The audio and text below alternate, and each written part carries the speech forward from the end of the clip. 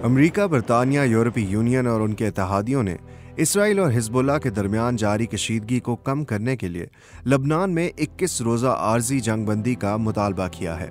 लेकिन अब तक ऐसा कोई इशारा नहीं मिला है कि इसराइल या हिजबुल्लाह अपनी अपनी पोजीशन से एक कदम पीछे हटने में दिलचस्पी रखते हैं।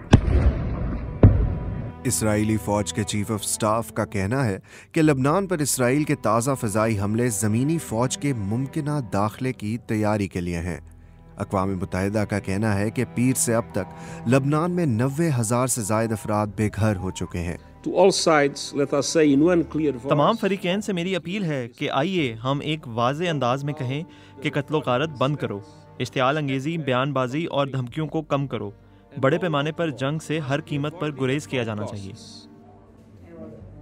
अक़वाम मुत्तहिदा के मुताबिक अब तक तकरीबन 600 अफराद हलाक हो चुके हैं, जिनमें 50 बच्चे और 94 ख़वातीन शामिल हैं।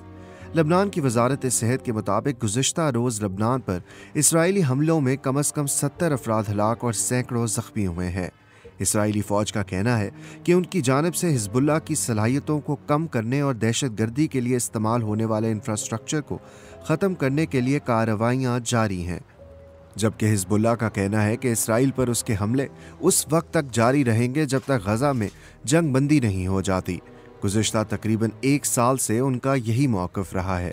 जारहियत करने वाले ये दावा कर रहे हैं कि वो सिर्फ जंगजुओं और हथियारों को निशाना बना रहे हैं, लेकिन मैं आपको यकीन दिलाता हूँ कि लबनान के अस्पताल दर्जनों ख़वातीन और बच्चों समेत ज़ख्मी सिविलियन से भरे पड़े हैं।